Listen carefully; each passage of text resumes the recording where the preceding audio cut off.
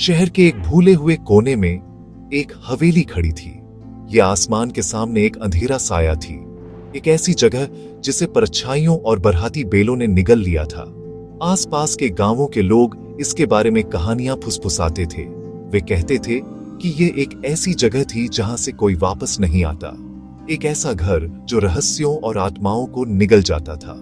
लेकिन सबसे डरावनी कहानी इसके प्रवेश द्वार के बारे में थी। मुख्य दरवाजा लकड़ी या लोहे का नहीं बना था, वह पूरी तरह से इंसानी हड्डियों से बना था। पीली खोपड़ियां फ्रेम बनाती थीं और लंबी पतली जांघ की हड्डियां पैनल बनाने के लिए आपस में बुनी गई थीं, जिसमें उंगलियों और पैर की उंगलियों की छोटी हड्डियां खाली जगह भरती थीं। यह कला का एक घिनौना नमूना था, जो हर उस व्यक्ति के लिए एक चेतावनी थी जो करीब आने की हिम्मत करता था। ये कहानियां डरावनी थीं और पीढ़ियों से चली आ रही थीं। वे बहादुर आत्माओं और जिज्ञासु मूर्खों की बात करती थीं, जो इसके रहस्यों को उजागर करने की इच्छा से उस भयानक गेट के पार चले गए थे। उनमें से कोई भी फिर कभी नहीं देखा गया। हवेली ने उन्हें बस सोख लिया, उनकी खामोशी को अपने लंबे डर भरे इतिहास में जोड़ दिया। चांदनी रातें नहीं होती हैं, हम लोग कहते हैं। आप उन दीवारों के अंदर से हल्की चीखें सुन सकते हैं। खोई हुई आत्माएं, फंसी हुई, उनकी फुसफुसाहट हवा में फैल जाती है, अपनी हड्डी वाली जेल से रिहाई की भीख मांगती है। वह दरवाजा यह जिज्ञासा की कायमत की एक भयानक याद दिलाता है। हवेली दशकों से वीरान थी, या ऐसा ही सब मानते थे। कोई नहीं जानता था कि इसे किसने बनवाया था, या उन्होंने इसके प्रवेश द्वार के लिए ऐसा भयानक डिजाइन क्यों चुना था। यह एक ऐसी जगह थी जो तर्क को चुनौती देती थी और डर को न्योता देती थी। पुलिस कभी इसके पास नहीं गई, कहानियों को स्थानीय लोक कथाएं बताकर खारिज कर दिया। संपत्ति के रिकॉर्ड एक डेड एंड थे, जो समय और नौकरशाही में खो गए थे। संरचना खुद प्रकृति के नियमों को चुनौती देती हुई लग रही थी, जबकि उसके चारों ओर सब कुछ सड़ रहा था।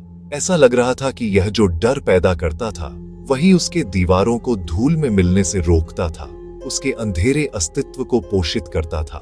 यह दरवाजा सिर्फ एक प्रवेश द्वार से ज्यादा था, यह एक गहरे अनकहे आतंक का प्रतीक था। इसने सबसे बहादुर दिलों को चुनौती दी और सबसे अंधेरी कल्पनाओं को बढ़ावा दिया।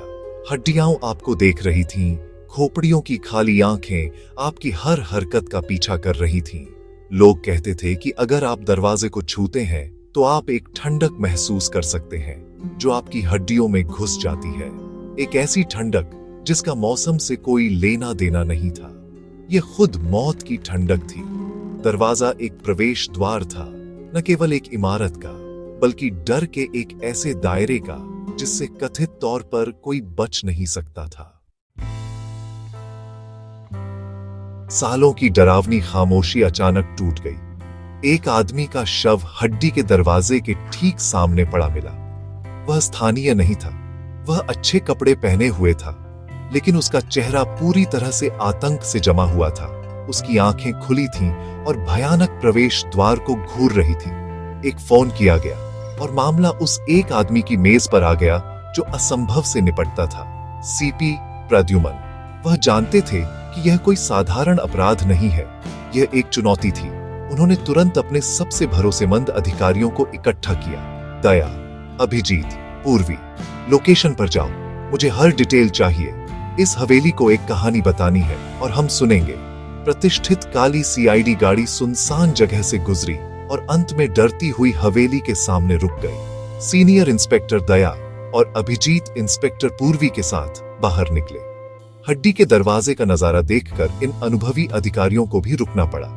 यह किसी भी कहानी से ज्यादा भयानक था। वे सावधानी से शव के पास पहुंचे। डॉ. सालुंके और डॉ. तारिका पहले से ही वहां थे, घटनास्थल की जांच कर रहे थे। कोई चोट नहीं दिख रही है सर। ऐसा लगता है कि उनका दिल बस रुक गया, जैसे कि वे डर से मर गए हों। किससे डरे डायरेक्टर? एक दरवाजे से? जांच शुरू हुई। दया अपनी ताकत और सीधे साधे अंदाज के लिए जाने जाते थे। उन्होंने चारों ओर का जायजा लिया। दीवारें चढ़ने के लिए बहुत ऊंची थीं और खिड़कियां अंदर से बंद थीं। अभिजीत टीम का विश्लेषणात्मक दिमाग पीड़ित के पास घुटनों के बल बैठ गया, सुरागों की तलाश में। उसे आदमी के हाथ में एक छोटा अजीब प्रतीक मिला, एक धातु का एम्बलेम जिसे वह पहचान नहीं पाया। पूर्वी ने कुछ डरे हुए ग्रामीणों से बात की जो सुरक्षित दूरी पर इकट्ठा हुए थे। हमने तो कहा था, हवेली शापित है, दरवाजा एक पोर्टल है और जो कोई भी अंदर जाता है वह कभी वापस नहीं आता। हवा अंधविश्वास और डर से घनी थी। सीपी प्रद्युम्न की आवाज उनके ईयरपीस में गूंज रही थी। कुछ मिला अभी तक? और सर, मौत का कारण डर है, कोई एंट्री पॉइंट नहीं है और हमें पीड़ित के पास एक अजीब सिंबल मिला है। ये सिर्फ एक घर नहीं है सर, ये एक किला है और यह दरवाजा इसकी कुंजी है, लेकिन यह अंदर से बंद है और कोई चाबी का छेद भी नहीं है। हर गुजरते मिनट के साथ रहस्य गहराता जा रहा था। पीड़ित किसी कारण से यहाँ आया था और वह कारण शायद इंसानी अवशेषों की उस भयानक बाधा के पीछे छिपा हुआ था। टीम जानती थी कि वे सचमुच कुछ भयानक के मुहाने पर खड़े थे। जैसे ही सूरज ढलने लगा, प्रॉपर्टी पर लंबी डरावनी परछाइयां पड़ने लगी। अजीबोगरीब चीजें होने लगी। टीम प्रवेश द्वार के पास काम कर रही थी जब अचानक एक ठंडी हवा पूरे इलाके में फैल गई, जिससे सूखी पत्तियां सर सिराने लगी। ये एक ऐसी हवा थी जो हवेली से ही आती हुई लग रही थी, जिसमें एक हल्की उदास फुसफुसाहट थी जिससे उनके बाल खड़े हो गए। सर, मुझे लगा कि मैंने अंदर एक लाइट चमकती हुई देखी। लेकिन जब सबने देखा तो सिर्फ अंधेरा था। हवेली उनके साथ चालें चल रही थी, उनकी हिम्मत परख रही थी। दया ने एक बार फिर विशाल संरचना का चक्कर लगाने का फैसला किया, कोई भी कमजोरी ढूंढने के लिए। जैसे ही वह पिछली दीवार के साथ चल रहा था, उसे एक अलग आवाज सुनाई दी, एक धीमी लयबद्ध घर्षण। यह पत्थर के पत्थर से रगड़ने जैसी लग रही थी। उसने अपना हथियार निकाला, अभिजीत को अपने साथ आने का इशारा किया। वे आवाज का पीछा करते हुए दीवार के एक हिस्से तक पहुंचे जो मोटी आईवी से ढका हुआ था। घर्षण उतनी ही अचानक रुक गया जितनी तेजी से शुरू हुआ था। उन्होंने इलाके की बारीकी से तलाशी ली, लेकिन कुछ नहीं मिला। ऐसा लग रहा था जैसे घर खुद जिंदा था, उनके चारों ओर सांस ले रहा था और घूम रहा था। उनकी हर चाल को अनदेखी आंखों से देख रहा था। मनोवैज्ञानिक दबाव बढ़ रहा था। फॉरेंसिक वैन के अंदर डॉ सालुंके ने एक चौंकाने वाली खोज की। पीड़ित के हाथ से मिला अजीब प्रतीक सिर्फ एक एम्बलेम नहीं था, ये एक चाबी थी, लेकिन यह ताले के लिए नहीं थी। ये किसी प्रकार का इलेक्ट्रॉनिक एक्टिवेटर था। रुकिए, ये देखिए, दरवाजे पर हड्डियों के बीच एक छोटा सा पैनल छिपा हुआ है। ये लगभग अदृश्य है। क्या यह एक स्कैनर हो सकता है? अभिजीत ने सबूत वाले बैग से एम्बलेम निकाला और उसे पैनल के पास रखा। एक पल के लिए कुछ नहीं हुआ, फिर एक धीमी कराह के साथ हड्डी के दरवाजे का एक हिस्सा खुल गया, जिससे हवेली का अंदरूनी हिस्सा नहीं बल्कि एक अंधेरा संकरा रास्ता नीचे की ओर जाता हुआ दिखाई दिया। टीम ने अविश्वास और दृढ़ संकल्प के साथ एक दूसरे को देखा। उन्हें अंदर जाने का रास्ता मिल गया था। फ्लैश लाइटों से लैस होकर वे रास्ते में उतर गए। यह उन्हें मुख्य दरवाजे के ठीक पीछे एक छोटे छिपे हुए कक्ष में ले गया। जो नजारा उन्हें मिला वह दिल दहला देने वाला था। कमरा मौत की एक भयानक लाइब्रेरी थी। दीवारों पर फर्श से छत तक अलमारियां थीं और उन पर सैकड़ों, शायद हजारों इंसानी खोपड़ियां और हड्डियां थीं, जिन्हें करीने से व्यवस्थित और सूचीबद्ध किया गया था। हवा में एक ठंडी बांझ गंध थी। यह कोई शाप नहीं था, यह एक इंसान का काम था, एक शानदार लेकिन गहरे तौर पर परेशान दिमाग का। यह एक गुप्त प्रयोगशाला थी और वे अभी अभी हत्यारे के संग्रह के केंद्र में चले गए थे। हड्डी के कमरे की खोज ने उनके सिद्धांत की पुष्टि कर दी। यह एक अत्यधिक बुद्धिमान और व्यवस्थित हत्यारे का काम था, शायद मानव शरीर रचना विज्ञान से ग्रस्त एक वैज्ञानिक का। हड्डियां केवल ट्राफियां नहीं थीं, वे नमूने थीं, लेकिन मुख्य हवेली बंद ही रही। गुप्त मार्ग केवल इस एंटी चैम्बर तक ही जाता था। असली रहस्य और शायद खुद हत्यारा भी अभी भी मुख्य दरवाजे के पीछे थे। समय निकलता जा रहा था। हम और इंतजार नहीं कर सकते। दया, इसे तोड़ दो। एक शक्तिशाली युद्ध घोष के साथ दया ने हड्डी के दरवाजे पर हमला कर दिया। वह संरचना जो दशकों से खड़ी थी, जिसने हर देखने वाले में डर भर दिया था, उसके किक की ताकत से कांप उठी।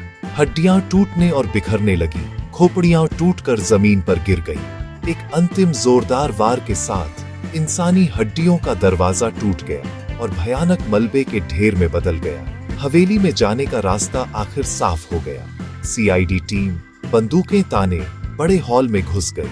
यह अंधेरा, धूल भरा और परिष्कृत वैज्ञानिक उपकरणों से भरा था, और इन सब के बीच में एक लैब कोट पहने हुए एक आदमी खड़ा था, हैरान नहीं बल्कि मुस्कुरा रहा था। स्वागत है अधिकारियों। मैं सोच रहा था कि आप कब तक तोड़ पाएंगे।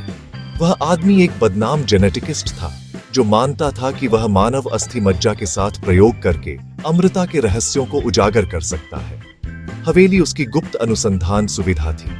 पीड़ित वे लोग थे जिन्हें उसने धन के वादों के साथ वहां फुसलाया था, केवल उन्हें अपने भयानक प्रयोगों के लिए इस्तेमाल करने के लिए। हड्डी का दरवाजा एक डराने वाली रणनीति थी, अपने काम को दुनिया से दूर रखने का एक शानदार तरीका, स्थानीय किंवदंतियों को बढ़ावा देकर एक आदर्श ढाल बनाने के लिए। बाहर मृत पाया गया आदमी एक प्रतिद्वंद्वी वैज्ञानिक था, जिसने उसका रहस्य खोज लिया था और उससे भिड़ने आया था। उसके पास वह इलेक्ट्रॉनिक चाबी थी जो उसने चुराई थी। हत्यारे ने उसे सच उजागर करने से पहले रोकने के लिए एक शक्तिशाली हवाई न्यूरोटॉक्सिन का इस्तेमाल किया था। जैसे ही टीम ने पागल वैज्ञानिक को पकड़ा, सीपी प्रद्युम्न उसके पास गए। उनके चेहरे पर ठंडी आग थी। तुम्हें लगा था कि तुम भगवान बन सकते हो, अपने बनाए हुए डर की दीवार के पीछे छिपकर। तुमने मृतकों का इस्तेमाल अपने विकृत काम को बचाने के लिए किया, यह मानते हुए कि कोई भी उस भयावहता से आगे देखने की हिम्मत नहीं करेगा। लेकिन तुम एक बात भूल गए, चाहे दरवाजा कितना भी मजबूत हो, चाहे रहस्य कितना भी गहरा हो, कानून की पहुंच ज्यादा होती है, और सीआईडी के न्याय का हाथ किसी भी दीवार को तोड़ सकता है, भले ही वह इंसानी हड्डियों से बनी हो। सच्चाई आखिरकार सामने आ गई।